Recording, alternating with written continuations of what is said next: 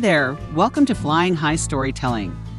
Today we will be reading The Littlest Mermaid, written by John T. Stapleton, and illustrated by Ruth J. Flanagan. Let's begin. Deep down at the very bottom of the ocean was the land of the mermaids. Their village was made of sandcastles, the trees were made of coral, and every oyster had a pearl in it.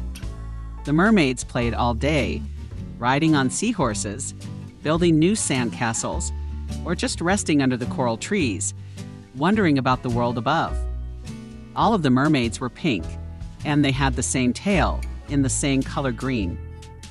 Some of them were fat, and some were skinny. Some had long hair, and some had short hair. But mostly, they all looked the same. The most wonderful time in the land of the mermaids was when a new baby was born. Everyone in the village came out from their homes of sand to watch the little mermaid hatch from its shell. One day, a mermaid found a shell that was hidden away in a patch of seaweed. She gathered it up in her arms and took it to the village. The whole town came to watch the shell pry open. Out swam a lively little mermaid, the littlest mermaid ever born. She smiled and flipped her tail. But the mermaids did not shout for joy, like they did when all other babies were born. Instead, they just stared. The lively little mermaid looked different from all the other mermaids. She was purple. Everyone who had gathered around rushed back to their homes.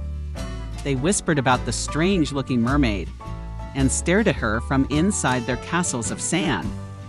The little mermaid knew that she was different, but it did not bother her.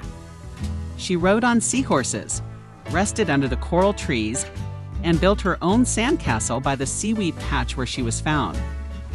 Sometimes the little purple mermaid went to where the other mermaids played, but no one ever invited her to join them. She just looked too strange to them.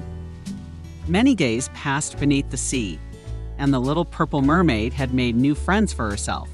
All the fish loved her because she was so playful. She made friends with all the dolphins too. Sometimes they would take her for a ride to the surface of the sea, and they'd jump in and out of the water all day long. The little purple mermaid loved all of her friends, but she still wished she could play with the other mermaids. They seemed to have so much fun together. Then one day, while the other mermaids were napping under the coral trees, a newly born mermaid wandered into the seaweed patch where the little purple mermaid lived. At last, the little purple mermaid had another mermaid to play with. Together, they rode on seahorses, and in that day, they became very good friends. The other mermaids were very surprised, but as they watched the two new friends play together, they began to notice that the little purple mermaid liked to do the very same things they did. They realized that she was really no different from them at all. So on that very day, all the mermaids invited the little purple mermaid over to play. They even made a special strand of pearls to welcome her. And that made the little purple mermaid very happy. In the years to come, many new babies were born in the land of the mermaids. Some were pink, some were purple, and some were even orange.